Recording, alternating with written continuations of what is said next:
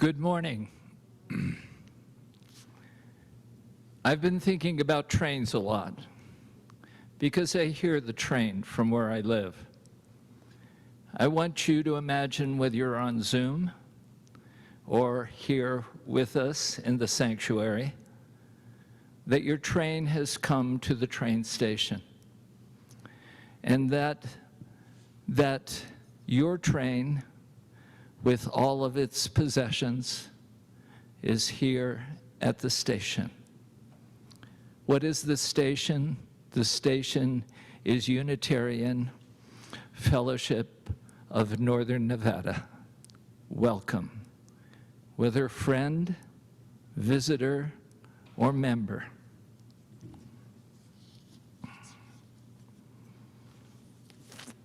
You are welcome here no matter who you are, no matter where you come from, no matter your background.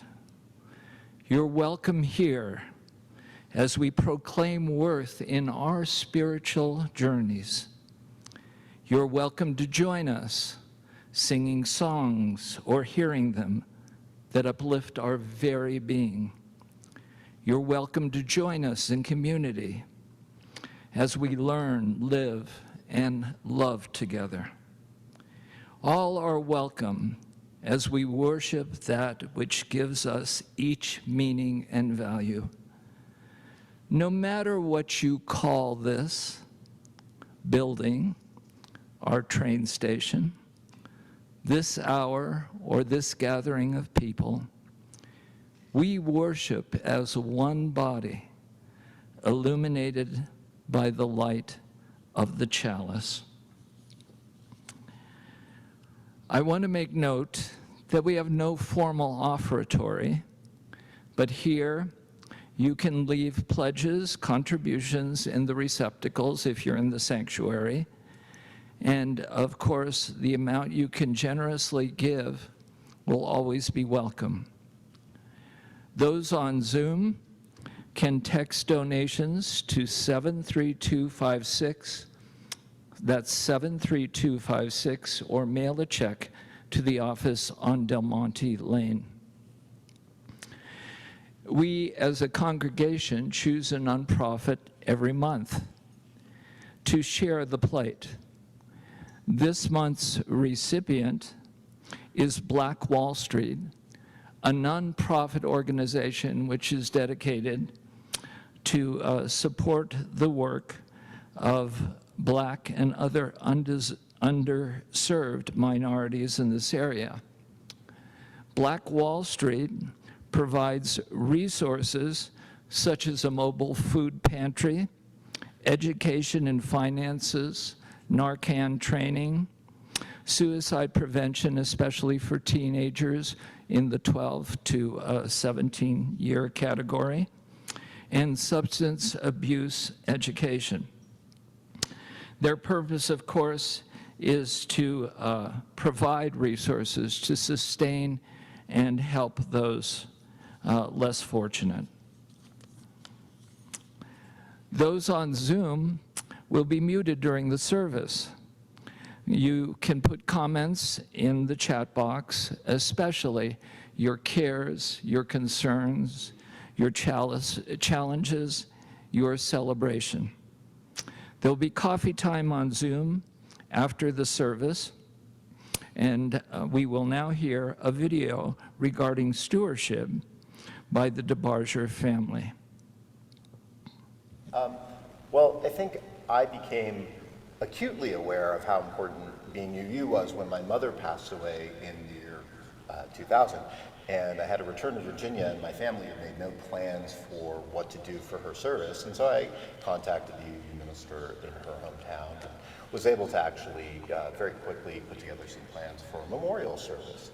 And I think that's really been kind of my experience with UU, that in times of difficulty that are not always planned, things like family illness and death, or a worldwide pandemic, UU's been a place to come back to for some sustenance and some consistency. So that's why it's been important to me. Well, I obviously grew up in the congregation, and for me, it's opened a lot of doors. I think the biggest one, namely, would be my work in climate activism. So I learned about Schools for Climate Action through UU and CCL through UU, and that's opened even more doors for me, leading even to a culminating trip when I went to DC to advocate for climate action, and that was all through UU. So that's probably the biggest thing for me about UU would be introduction to climate action. What's CCL?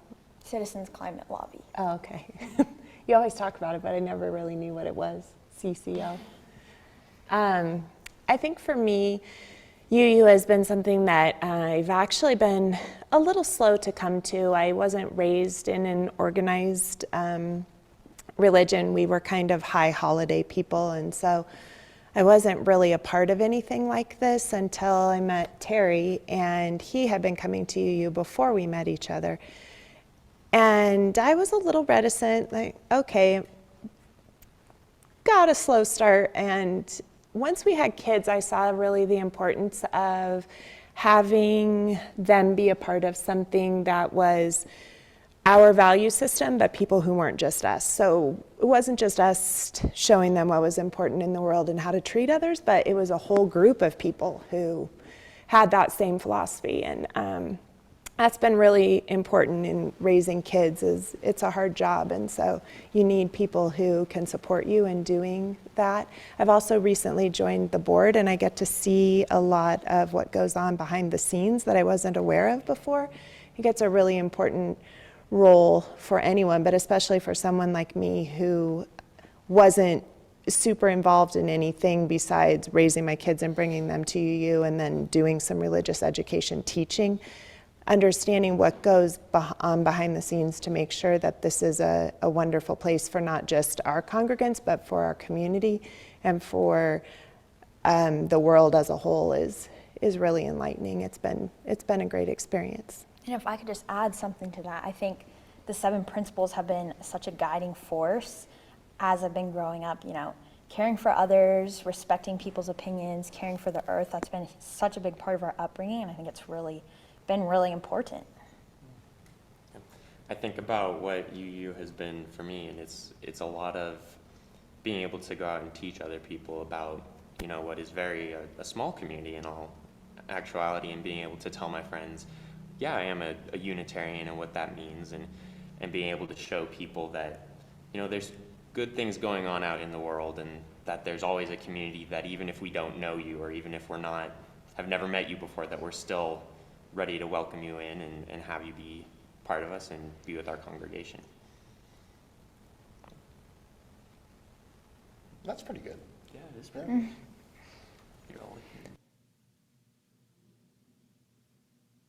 We'd like to thank the DeBarger family for the testimonials. So I want to say to all of you, thank you for being with us.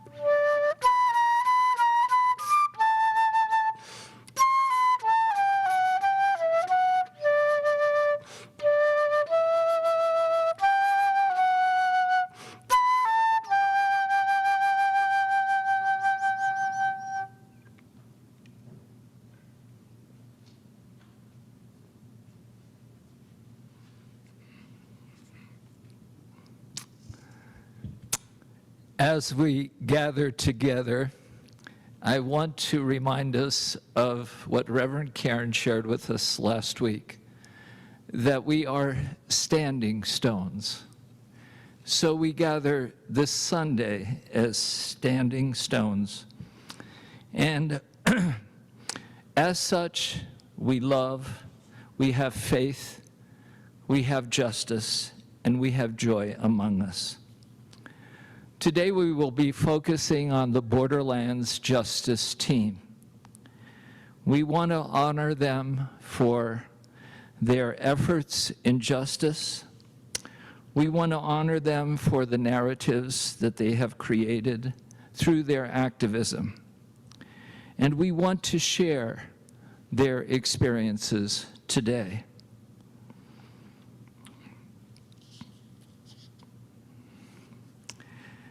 I'd like to share excerpts from The Border Bus by Juan Felipe Herrera as a focus for our messages today. Et donde vamos? Where are we going? Speaking English, the guard is going to come. But where do we go, Hermana? That's why I came here. They broke my father's legs. Gangs killed my son. I just want us to be together. So many years, Hermana, pulled apart. I know where we're going, where we always go, to some detention center, to some fingerprinting hall or cube, some warehouse after warehouse. It took me 47 days to get here.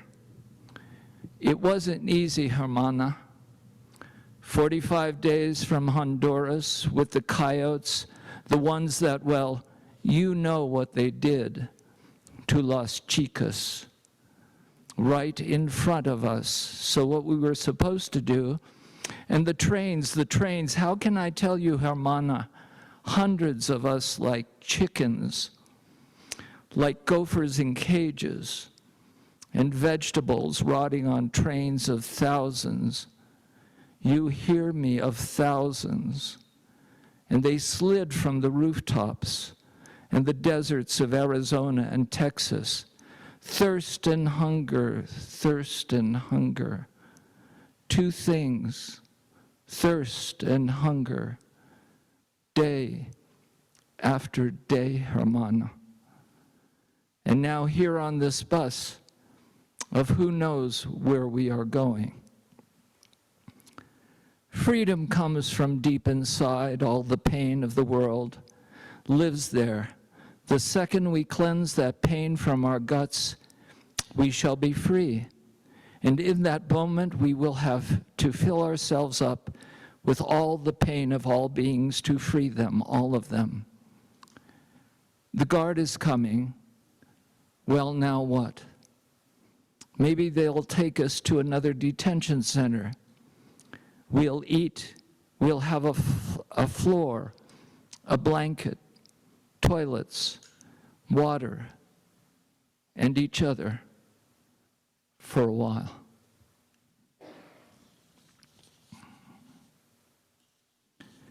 May we, as we hear the words today, remind ourselves to have open borders in our lives.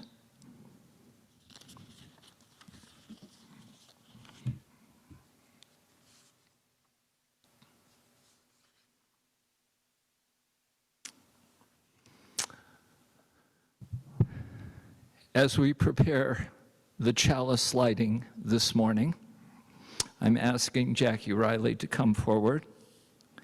And if you will get your own chalices, those of you at home. And I'd like to share the words from Melanie Davis as we light the chalice here. If ever there were a time for a candle in the darkness, this would be it. Using a spark of hope, kindle the flame of love, ignite the light of peace, and feel the flame of justice. May this light join us together with hearts and spirit.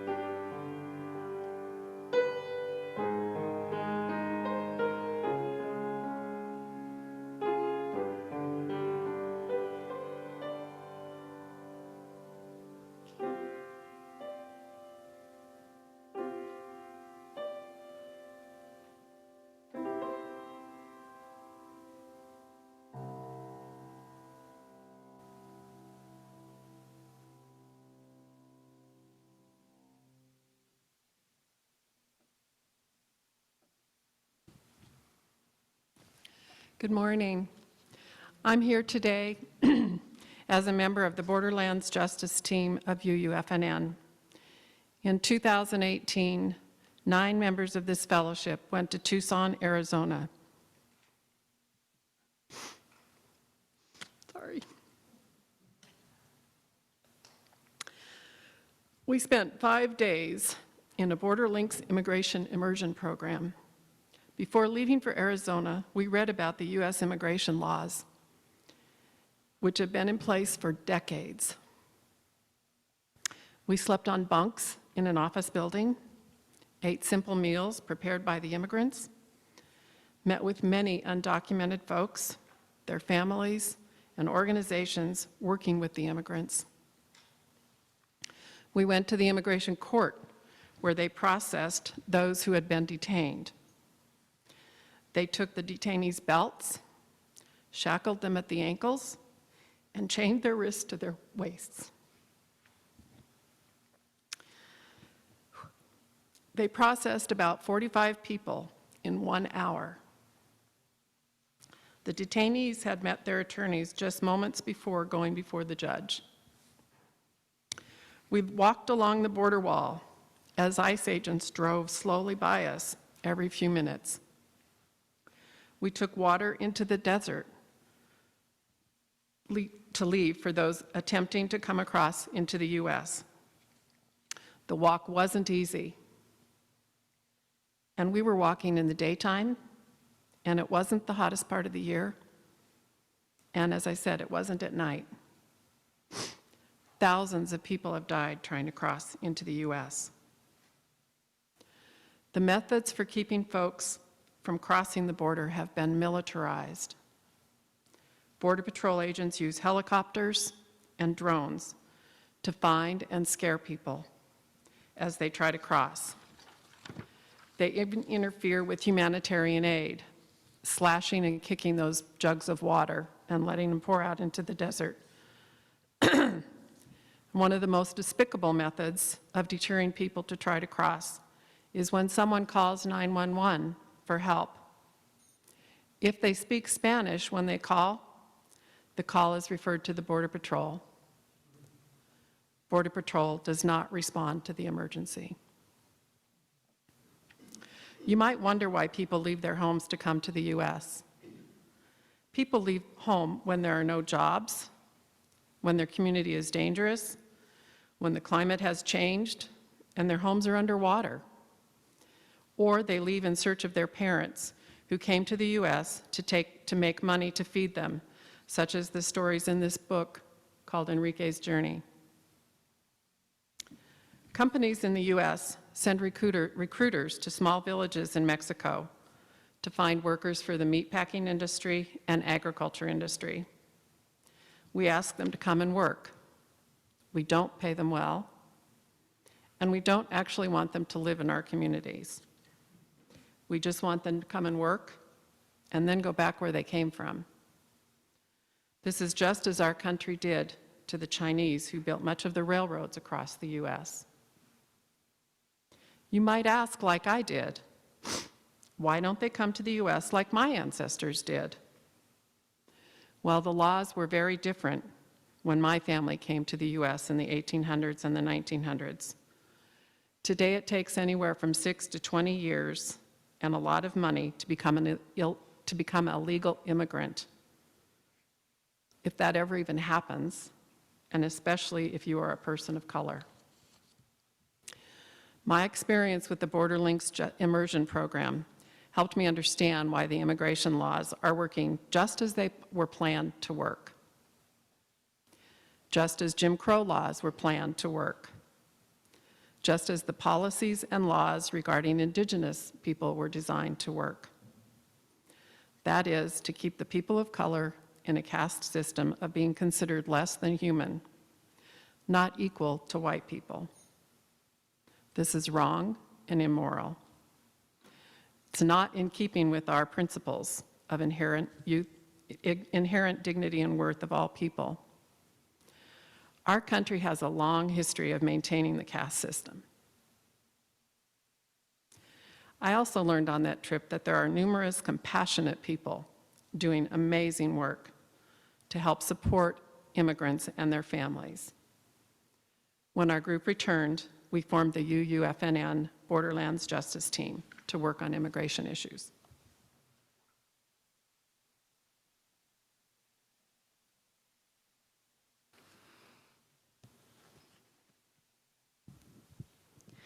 A poem by Warsan Shire from Somalia. Home is the mouth of a shark. You only run for the border when you see the whole city running as well. Your neighbors running faster than you, breath bloody in their throats. The boy you went to school with, who kissed you dizzy behind the old tin factory, is holding a gun bigger than his body. You only leave home when home won't let you stay. No one leaves home unless home chases you, fire under feet, hot blood in your belly. It's not something you ever thought of doing until the blade burnt the threats into your neck. And even then, you carried the anthem under your breath, only tearing up your passport in an airport toilets, sobbing as each mouthful of paper made it clear that you wouldn't be going back. And you have to understand that no one puts their children in a boat unless the water is safer than the land.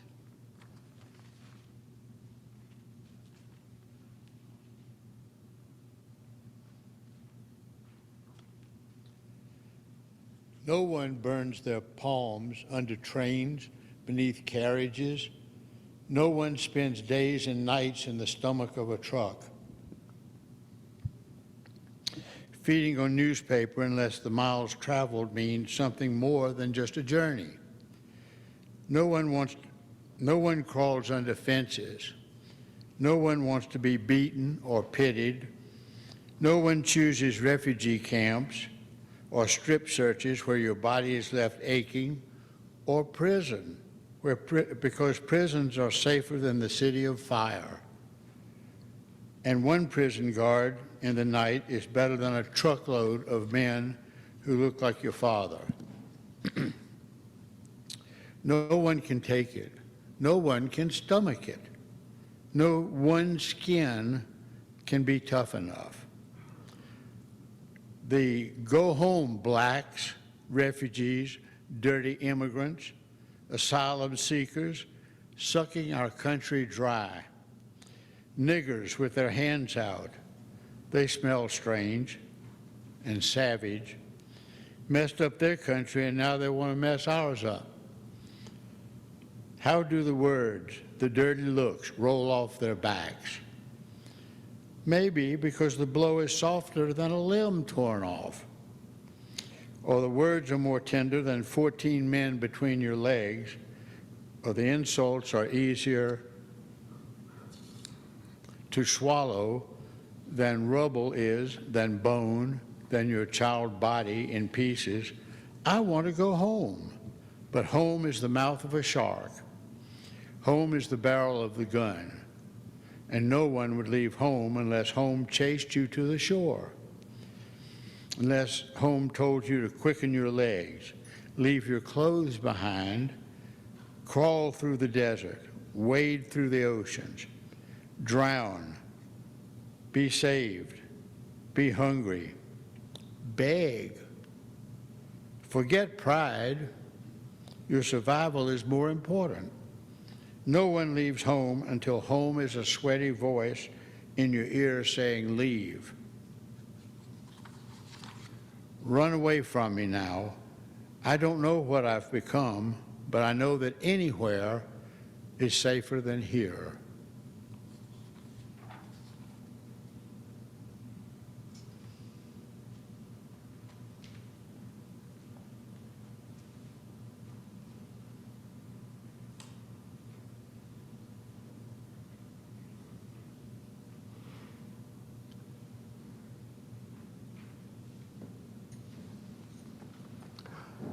Courage,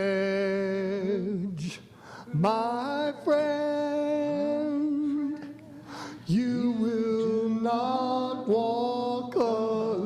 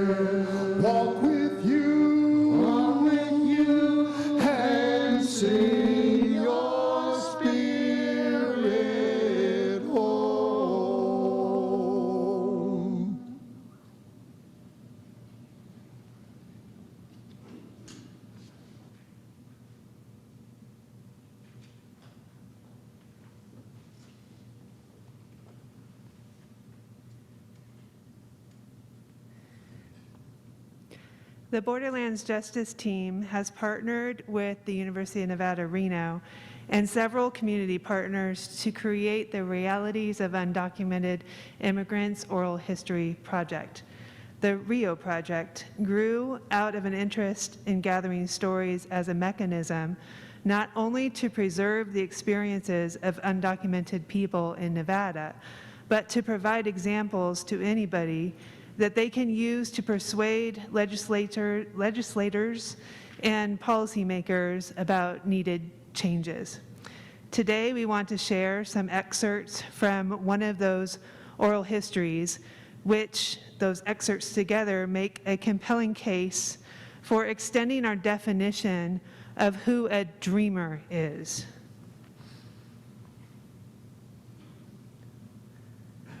So I'll read this to you. Jaime Carrillo is from Torreon, Coahuila, Mexico. In 2011, at the age of 17, he arrived in the U.S. without papers. In these excerpts, he shares his dreams of higher education and how, with great determination and motivation, he found his way to the University of Nevada, Reno. He explains that without DACA or any other immigration documentation, he could enroll, but he did not qualify for financial assistance. So after spending some years working 20 to 30-hour weekends in the San Francisco Bay Area and then commuting to Reno, he was able to pay for his school. In 2011, I think at that time, my parents were going to have to move from our city because it was impossible to live in there, right? It was too dangerous. It was pretty rough place to be in, especially when you have a family. So my parents decided to move to Mexico City, and that was in the middle. I was in my senior year in high school at that time, and I was gonna have to drop out of school, and I wasn't certain when I'd be able to keep studying, right? I had an older brother who at the time was in university, and he had to stop his studies. My younger brother had to stop studying as well because we pretty much had to leave the city we were living in because it was really dangerous to be in. That is specifically when I decided to keep studying. I wanted to keep studying, and I decided to come to the United States. And yeah, originally I moved to Napa, California, and when I arrived to Napa, I went there because that's where I could enroll in school. So I was able to enroll in school, and I had an aunt there that would allow me to sleep there as long as I was in school and working. So that's why I moved to California, and that's when I moved to California. When I first moved to Nevada in 2016, I came here because I believe I had a dream, and I always thought that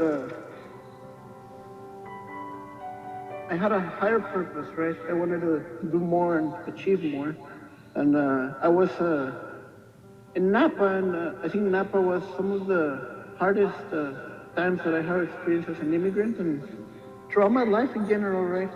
So I was a full-time college student and trying to keep up with that, and I had 3 jobs, just trying to make it.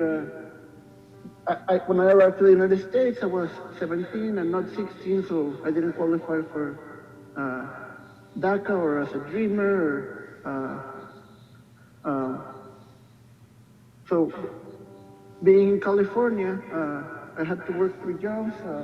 I was charged out-of-state tuition even though I had moved to California, right? The reasoning behind me moving to Nevada was that after I finished my community college education, I nearly got accepted in all the universities that I applied to, right? But again, not having the DACA status, just being undocumented, it kept me from a lot of sources of financial aid that other students were eligible for. And on top of that, given that I was in DACA or I had no formal residency, they were charging me as an international student, right? So I was in Napa and I had 3 jobs, and I could barely afford paying my tuition because I was paying $6,000-7,000 per semester. And again, I was here by myself, right? So I decided to come to Nevada because one of the universities I was interested in was actually the University of Nevada, Reno. And I think one of the biggest drivers for me to choose this school was the affordability and the program that I'm currently in. It was growing a lot, and I think a lot of the work that is done in this university and this program specifically is very strongly related to my upbringings in Mexico, as far as like dryland agriculture and remaining sustainable for agriculture in places where there's no water, right? So I decided to come to Nevada because of that. And upon coming to Nevada, I think it was, again, kind of bittersweet, right?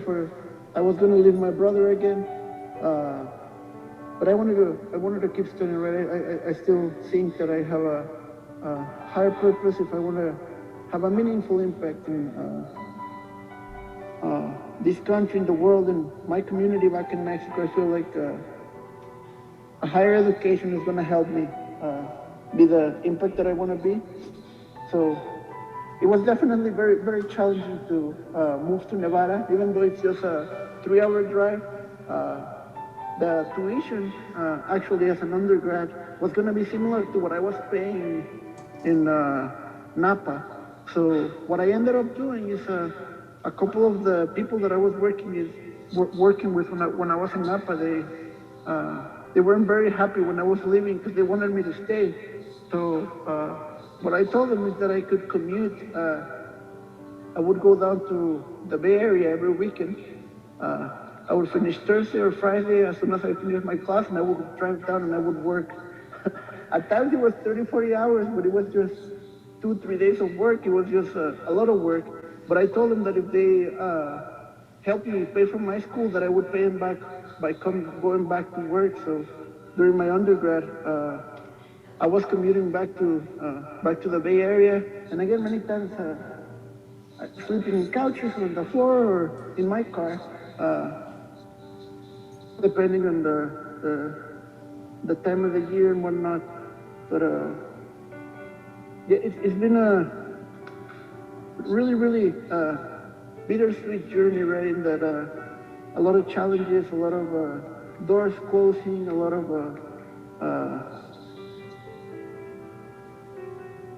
of struggles throughout the journey, but I think through everything it's been rewarding in a sense that even with everything going on and all the doors and all the barriers, I've been able to always find people throughout the way that were willing to offer a hand, right? So I was commuting back to Napa, but that allowed me to finish my studies, right? That's all I ever wanted. So it wasn't easy having to drive in the snow with a beat up old car and commute every week throughout the year, right? On holidays, all the days I was always working, but it allowed me to pay for my school, right? And that's all really I ever wanted. So definitely it wasn't very easy moving from California to Nevada, but I think it was a journey that ultimately proved extremely rewarding, and it allowed me to be where I am today.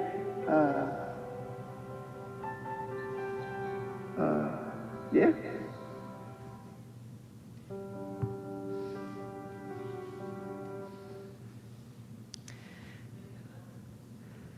We provided these excerpts today in hopes that you would see how Jaime's story is representative of the determination and perseverance of many undocumented immigrants in our state and our nation. We hope his story might compel you to write to your congressional representatives and urge them to reform the system that works against Jaime and other undocumented people escaping violence and seeking a future in the U.S. Perhaps his story would even motivate you to urge those representatives to write legislation that loosens qualifications for people fleeing violence through TPS or amnesty or for DACA, or otherwise creating more paths to citizenship for people like Jaime.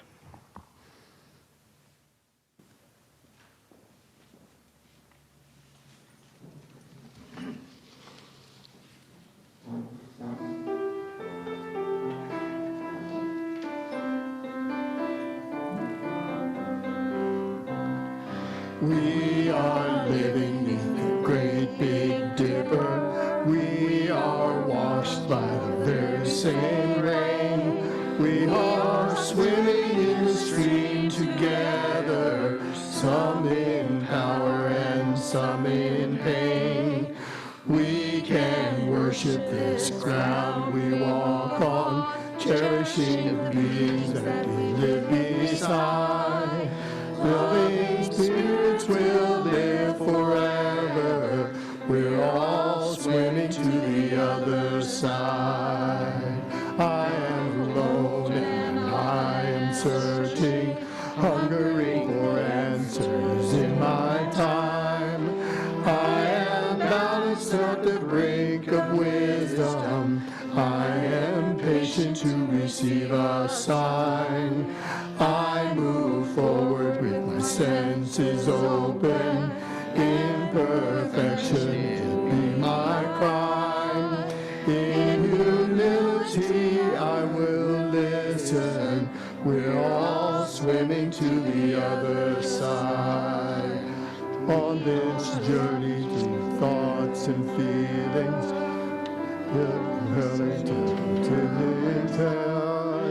I am gathering the tools together. Don't hate to do my part.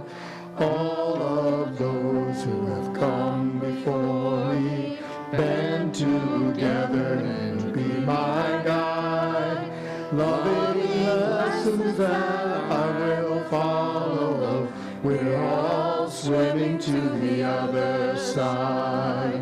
When we get there, we'll discover all of the gifts we've been given to share. Have been with us since life's beginning, and we never noticed they were there. We can balance at the brink of wisdom, never recognizing that we've arrived. Loving spirits will live together. We're all swimming to the other side.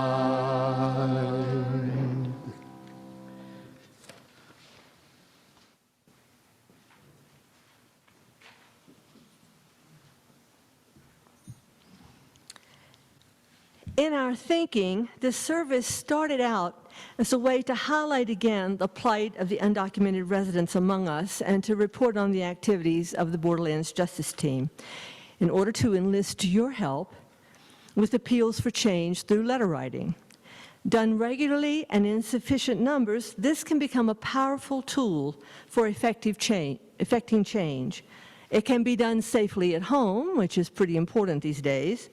It can be organized for your maximum ease and convenience, calling only for a bit of your time and the cost of a stamp a month. But then we soon recognized that letter writing campaigns are effective for other compelling topics as well. Think climate change or voting rights, for example. Add to that the fact that UUFNN is undergoing website redesign right this minute, and the opportunity this service gives us to catch your ear, and voila, a new vision is being born. A link on the UUFNN homepage that will take the user with the push of one button directly to a letter writing page. We've checked with Michelle, and so far she's down with this concept. The details remain to be worked out, and they say the devil's in the details, so we'll see. But we are aiming for a letter writing page to contain a synopsis of a topic for the current month, every month, talking points to be included in your letter, the names and addresses of those who should get your letter, and a method to register that you have written your letter so that we can keep count of the volume of letters we are producing. Now, this undertaking will call for commitments from us and from you. On our side, we want to work out the details with our tech wizards and keep you posted. Work out a schedule of responsibility for researching and posting topics and talking points. BJT envisions posting 3 or 4 topics a year related to justice for immigrants, and we would like to hear from others in the congregation willing to do the same for issues they are passionate about. Climate change folks, anybody out there? Voting rights enthusiasts? Others? Will you step up and let us hear from you? The other thing we know we need to do is arrange for weekly reminders from the pulpit, in the newsletter, in the chat box, so you will always know what the monthly topic is and get that little nagging reminder of your place in all of this. On your end, just the way you make and meet your financial pledge throughout the year, just the way you support Share the Plate every month, just the way you cook and do things for the posse on a regular basis, make a commitment that you are going to write and mail 1 letter a month. Join with us, become letter-writing social activists.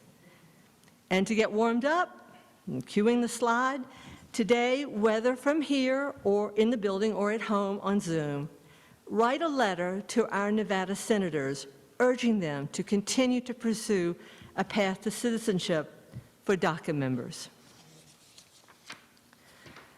Imagine yourself in a building going up in flames and being told to stand still, but the window's wide open. This is a leap of faith. You don't know who will catch you, but maybe somebody will. Thank you.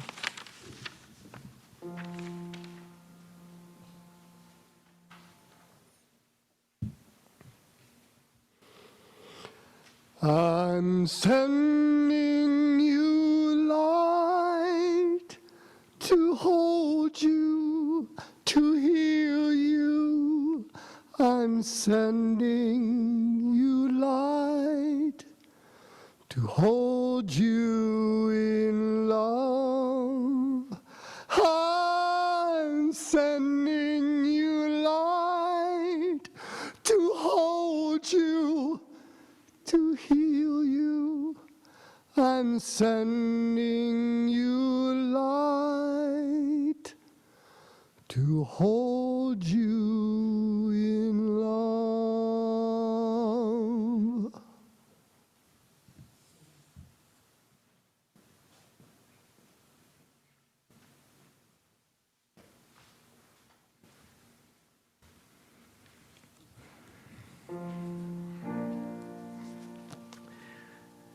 Now is our time for community prayer and meditation. Folks on Zoom will be invited at this moment to offer their prayers and joys and concerns in the chat box.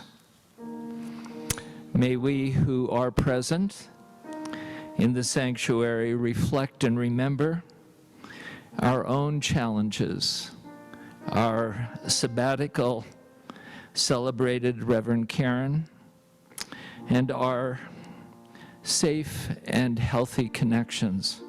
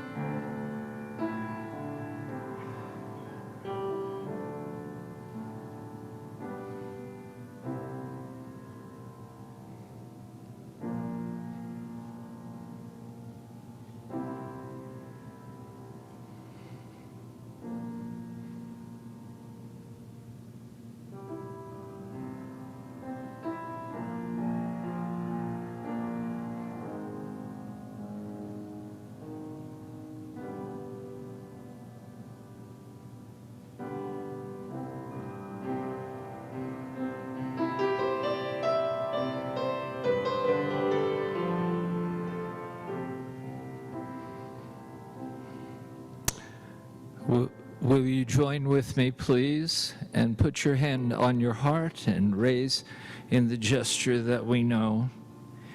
May we gather all of these thoughts, gather all of these meditations, all of these prayers to our connection with spirit and light. Know this is true for each of us as we create our stories. Till the sun comes up. Amen.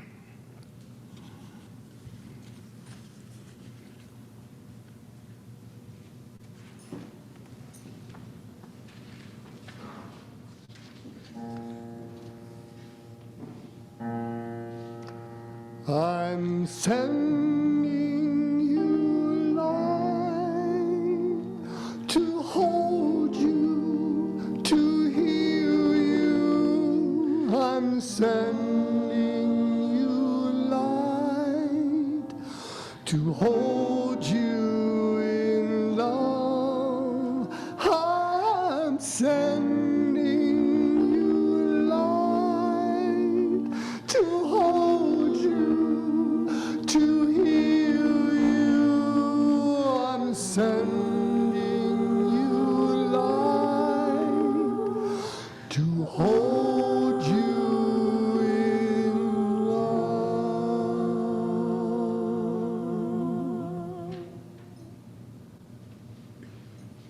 I need some help.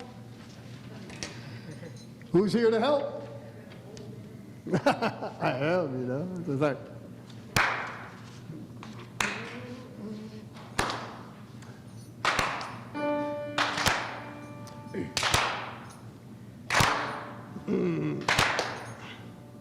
let justice roll like a river. Let justice roll. Let justice roll. Let justice roll like a river. Let justice roll. Let justice roll. Let justice roll like a river, and we'll all live free. Let justice roll. Let justice roll. Let justice roll. Let justice roll. Let justice stand like a mountain. Let justice stand. Let justice stand. Let justice stand like a mountain. Let justice stand. Let justice stand. Let justice stand like the mountain, and we'll all stay strong. Let justice stand. Let justice stand. Let justice stand. Let justice stand. Let justice shout like a thunder. Let justice shout. Let justice shout. Let justice shout like a thunder. Let justice shout. Let justice shout. Let justice shout like the thunder,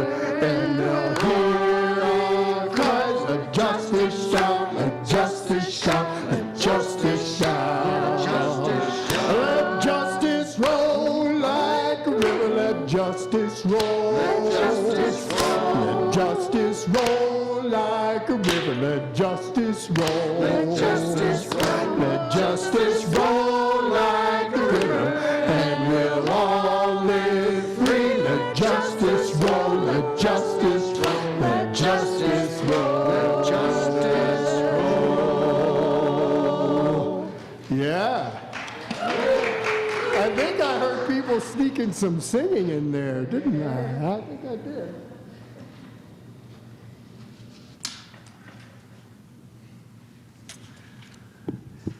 I'd like to make a few announcements before we finish our service, and I'm Jackie Riley.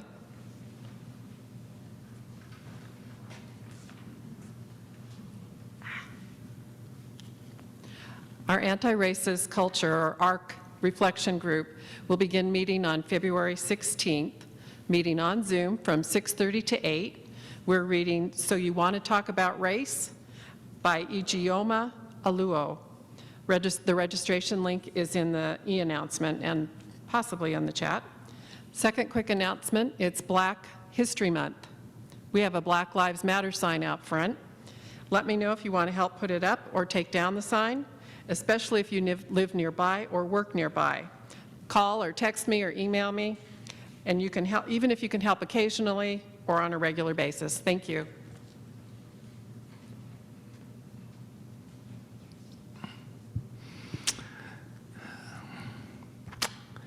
Thank you for joining us on this very, very important Borderlands Justice Team Day. For future programming, please watch your email. If you need some help or support or Zoom help, know of anybody who does, please let us know. And you can do that by calling UUFNN or through email. You can also receive our emails by the online card you can fill out. Please share the link with folks who feel isolated and may need connection. We'd like to remind you of the Verdi Posse, and they're always in need of juice containers and snack bars and sweaters, gloves, anything that you can donate. And if you do that before Wednesday afternoon, there are containers you'll see between the buildings. We were reminded today the importance of one letter. We were reminded today of those who are struggling to have what many of us have. So I'd not like this to go away. I'd like your train to go in a direction that will be productive and supportive, reminding yourself that you can go to UNR and see more of the Rio Project. You, of course, can come through UUFNN website and connect with the Borderlands Justice Team. And of course, you've seen the faces and bodies of those who embody the Borderlands Justice Team. So connect with them when you see them and see what you can do, one small step. There'll be coffee time in 3 minutes. Stay on for small group conversations. Now, if you would please rise if you are able, and use the gestures we close our services with. Our benediction is "Blessed is the Path" by Eric Williams. Blessed is the path on which you travel. Blessed is the body that carries you upon it. Blessed is your heart that has heard the call. Blessed is your mind that discerns the way. Blessed is the gift that you will receive by going. Truly blessed is the gift that you will become on the journey. May you go forth in peace, spirit, and truth as standing stones. Namaste. Amen.